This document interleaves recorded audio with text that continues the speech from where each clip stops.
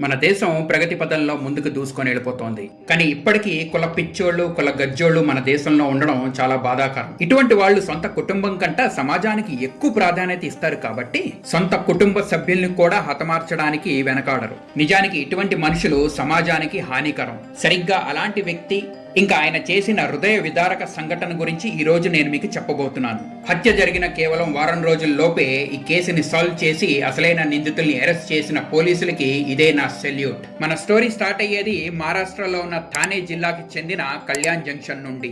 ఇది ముంబై మెట్రోపాలిటన్ పరిధిలోకి వస్తుంది. డిసెంబర్ 8, 2019 పొద్దున్నే 5:15 ప్రాంతంలో. చలికాలం కాబట్టి ఆ సమయానికి ఇంకా చీకటిగానే ఉంది. అదే సమయంలో ఒక వ్యక్తి ఒక పెద్ద నల్ల బ్యాగ్ ని చేత పట్టుకొని కళ్యాణ్ స్టేషన్ నుంచి బయటకు వచ్చాడు. స్టేషన్ బయట ఉన్న ఆటో స్టాండ్ దగ్గరికి వెళ్లి ఒక ఆటో డ్రైవర్ ని గోవా నాకాకి వస్తావా అని అడిగాడు. ఆ ఆటో ఆయన పేరు ఖాలిద్ మొమిన్. మొదట్లో ఆ ఆటో ఆయన వ్యక్తిని తీసుకెళ్ళడానికి ఒప్పుకున్నప్పటికీ ఆ నల్ల బ్యాగ్ లోంచి భరించలేనంత కంపు రావడం వలన తీసుకెళ్ళడానికి నిరాకరించాడు. అదే కాకుండా ఈ బ్యాగ్ లో ఏముందని ఖాలిద్ ఆ వ్యక్తిని ప్రశ్నించినప్పుడు ఇందులో పాడైన కూరగాయలు ఉన్నాయని, వెళ్లే దారిలో వాటిని చెత్తకుండిలో పారేస్తానని ఆ వ్యక్తి ఆటో ఆయనకి చెప్పాడు. కానీ ఆ బ్యాగ్ లోంచి భయంకరమైన కంపు రావడం వలన ఖాలిద్ ఆ బ్యాగ్ ని తన ఆటోలో పెట్టడానికి ఒప్పుకోలేదు. అయితే బ్యాగ్ బాగా బరువుగా ఉండడం వలన ఆ బ్యాగ్ ని ఖాలిద్ ఆటో వద్దనే వదిలిపెట్టి ఈ వ్యక్తి వేరే ఆటోల్ని అడగడానికి వెళ్ళాడు. అయితే ఈ బ్యాగ్ లోంచి భయంకరమైన కంపు రావడం వలన అక్కడ ఉన్న ఏ ఆటో వాళ్ళు కూడా ఒప్పుకోలేదు. ఈ వ్యక్తి ఇంకొంచెం ముందుకెళ్లి ఒక ఆటో ఆయన్ని ఒప్పించాడు. సాధారణంగా కళ్యాణ్ స్టేషన్ నుంచి గోవా నాకాకి వెళ్ళడానికి 70 నుంచి 80 రూపాయలు అవుతాయి. మొదట్లో ఈ ఆటో ఆయన కూడా వెళ్ళడానికి ఒప్పుకోలేదు. కానీ ఎప్పుడైతే ఈ వ్యక్తి తనకి 180 రూపాయలు కిరాయి ఇస్తానని చెప్పాడో ఆ ఆటో ఆయన వెళ్ళడానికి ఒప్పుకున్నాడు. ఇటు ఆటో డ్రైవర్ ఖాలిద్ ఆ వ్యక్తి మొహంలో టెన్షన్ ఇంకా బ్యాగ్ నుంచి వచ్చే భయంకరమైన కంపు బట్టి ఇంకా అనుమానం పెరిగి ఆ వ్యక్తిని గట్టిగా నిలదీయడం మొదలు పెట్టాడు. ఈ బ్యాగ్ తెరిచి చూపిస్తేనే నేను ఇక్కడి నుంచి వెళ్ళనిస్తాను, లేకుంటే పోలీసులకు కాల్ చేసి పిలుస్తానని ఖాలిద్ ఆ వ్యక్తిని బెదిరించాడు. ఏ ప్రాబ్లం లేదు, మా అన్న కూడా పోలీసులోనే ఉన్నాడు కాబట్టి పోలీసులకి కాల్ చెయ్యని ఆ వ్యక్తి చెప్పినప్పుడు ఖాలిద్ తన మొబైల్ తీసి డైల్ చేయడం మొదలు పెట్టాడు. అది చూసిన ఈ వ్యక్తి బాగా భయపడిపోయి పరిగెట్టుకుంటూ కళ్యాణ్ స్టేషన్ లోపలికి వెళ్లి మాయం అయిపోయాడు. అయితే బ్యాగ్ లోంచి బాగా కంపు రావడం వలన అక్కడ ఉన్న ఆటో డ్రైవర్లు పోలీసులకి ఫోన్ చేశారు. కళ్యాణ్ లో ఉండే మహాత్మా ఫులే చౌక్ పోలీస్ స్టేషన్ నుంచి ఒక టీం కళ్యాణ్ రైల్వే స్టేషన్ కి చేరుకుంది. అక్కడ ఉన్న ఆటో డ్రైవర్లు మొదటి నుంచి ఏం జరిగిందో ఆ పోలీసులకి చెప్పారు. అయితే పోలీసులు ఆ నల్ల బ్యాగ్ తెరవగానే అందులో ఉన్న వాటిని చూసి అక్కడ అందరికి షాక్ తగిలింది. నిజానికి ఈ బ్యాగ్ లో మనిషి శరీరం సగ భాగం ఉంది. అంటే నడుం మొదలుకొని కింద కాళ్ల వరకు ఉన్న భాగమే ఉంది. నడుం పై భాగం లేక తల ఈ రెండూ లేవు. అంటే చనిపోయిన వ్యక్తి సగం బాడీ పోలీసులకి ఈ బ్యాగ్ లో దొరికింది. అయితే పోలీసులు చూడగానే అదొక మహిళ బాడీ అని వాళ్ళకి అర్థం అయిపోయింది. అయితే పోలీసులు ఆ సగం బాడీని ఫోరెన్సిక్ ల్యాబ్ కి పంపించారు. ఈ మృతదేహానికి ఫింగర్ ప్రింట్స్ ఇంకా తల రెండూ లేకపోవడం వలన పోలీసులకి ఈ కేసు ఒక సవాలుగా మారింది. బాడీని అడ్డదిడ్డంగా కట్ చేసిన విధానం చూసి ఇది కత్తులతో కాకుండా రంపాలతో కోసినట్టు ఫోరెన్సిక్ ఎక్స్పర్ట్స్ చెప్పారు.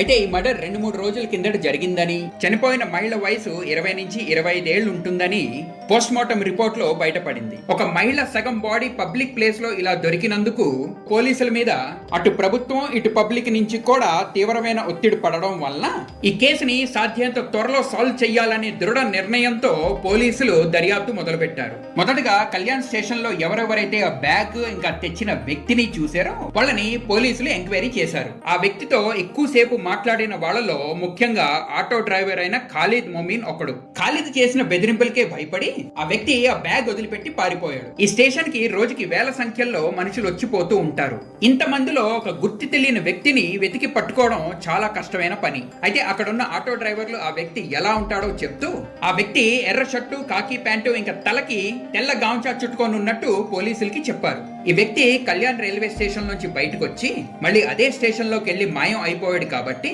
పోలీసులు ఆ స్టేషన్ లో ఉన్న ప్రతి ఒక్క సీసీటీవీ ఫుటేజ్ ని వెతకడం మొదలు పెట్టారు. డిసెంబర్ 8 తెల్లవారుజాము 4-4:30 నుంచి ఈ స్టేషన్ కి వచ్చిపోయిన ప్రతి ఒక్క వ్యక్తిని పోలీసులు ఈ సీసీటీవీ రికార్డింగ్ లో 1-2 సార్లు చెక్ చేశారు. పోలీసులకి ఆ వ్యక్తి ముఖం అయితే తెలియదు కానీ వాళ్ళు ఎర్ర షర్టు, కాకి ప్యాంట్ ఇంకా తలకి తెల్ల గాంచా చుట్టుకున్న వ్యక్తి కోసం ఈ రికార్డింగ్ ని వెతికారు.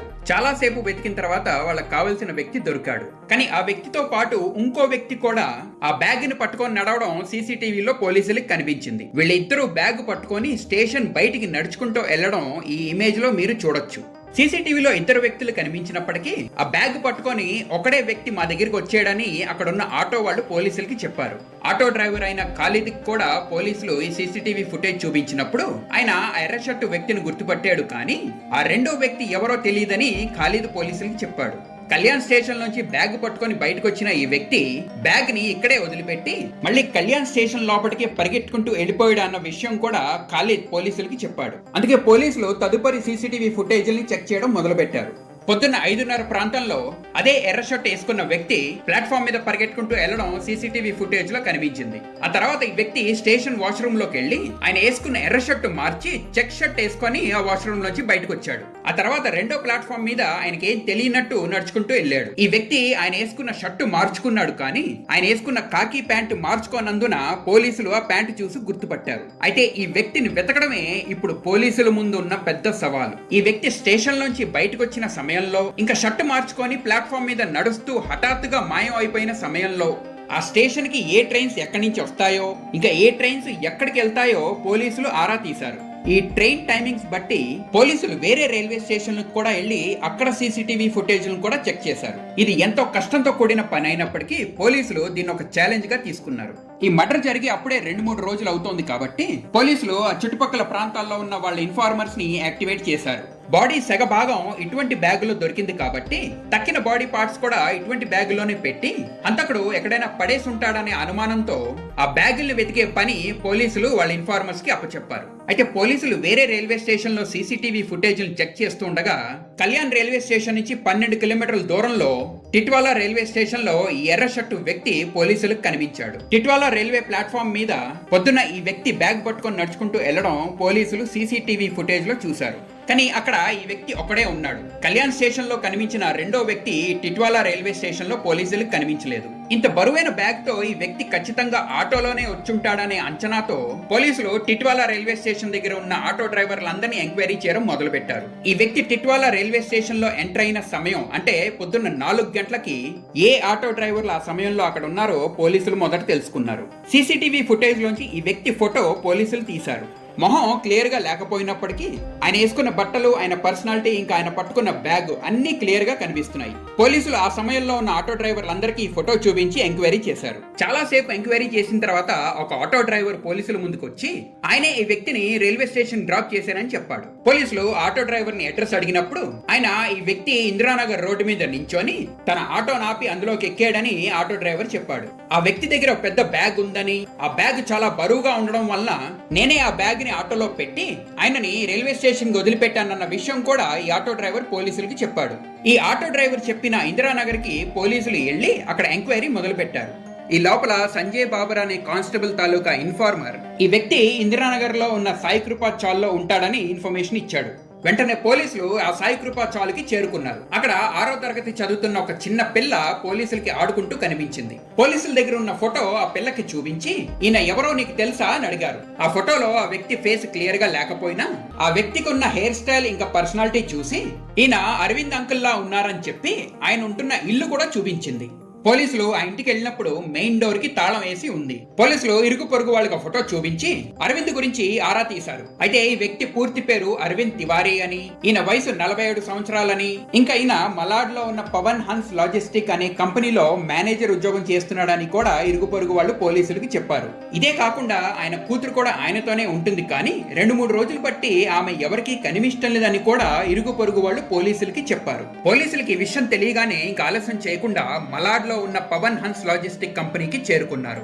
అక్కడ వాళ్ళు అరవింద్ తివారీని కలిసి నీ కూతురు ఎక్కడుందని ప్రశ్నించినప్పుడు ఆయన మొహంలో టెన్షన్ చూసి పోలీసులకి సీన్ అంతా అర్థం అయ్యి అరవింద్ తివారీని అరెస్ట్ చేసి కళ్యాణ్ లో ఉన్న మహాత్మా ఫూలే చౌక్ పోలీస్ స్టేషన్ తీసుకొచ్చి ఇంట్రాగేషన్ మొదలు పెట్టారు. మొదట్లో అమాయకత్వాన్ని ప్రదర్శించిన అరవింద్ తివారీకి సీసీటీవీ ఫుటేజ్ పోలీసులు చూపించగానే తన చేసిన నేరాన్ని అంగీకరించాడు.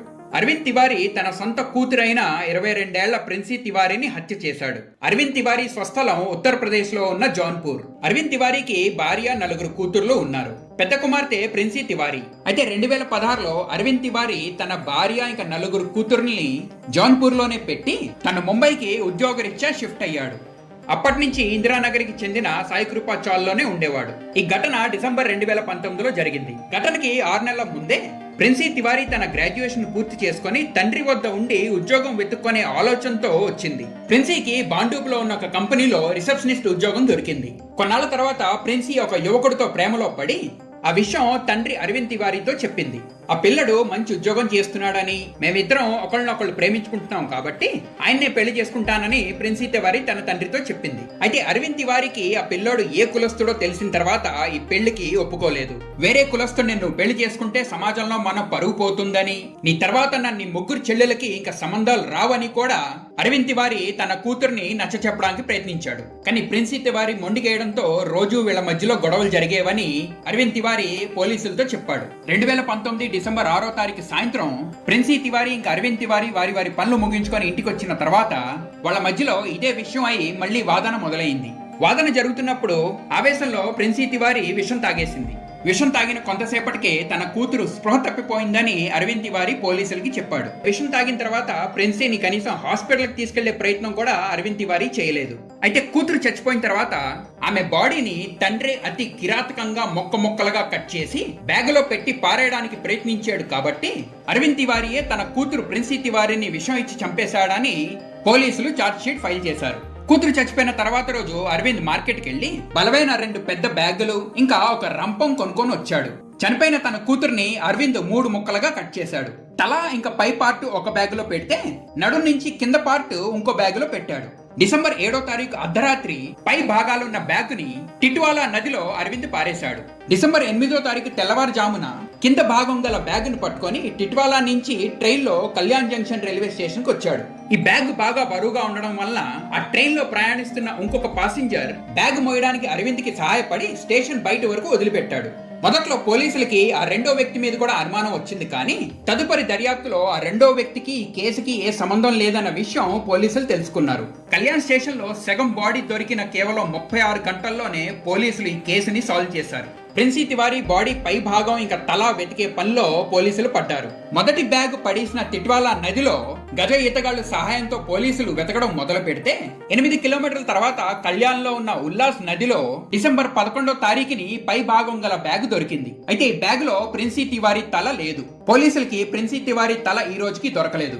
బాడీని కోయడానికి అరవింద్ వాడిన రంపాన్ని కూడా పోలీసులు స్వాధీనం చేసుకున్నారు. అయితే దొరికిన బాడీ అరవింద్ తివారీ కూతురు ప్రిన్సీ తివారీదేనని DNA ద్వారా పోలీసులు ధృవీకరించారు. ఈ విధంగా కుల పిచ్చి కుల గజ్జి ఉన్న ఒక తండ్రి అతి కిరాతకంగా సొంత కూతురు నిండు ప్రాణాన్ని బలి తీసుకున్నాడు. అరవింద్ తివారీ చేసిన దుర్మార్గమైన పనితో ఆయన కుటుంబం మొత్తం సర్వనాశనం అయిపోయింది. ఈ కేసు ఇప్పుడు కోర్టులో ఉంది. నిందితుడికి అతి త్వరలో కఠినమైన శిక్ష పడాలని ఆశిద్దాం. మరొక ఆసక్తికరమైన వీడియోతో మీ ముందుకు వస్తాను. అంతవరకు సెలవు. జై హింద్, జై భారత్.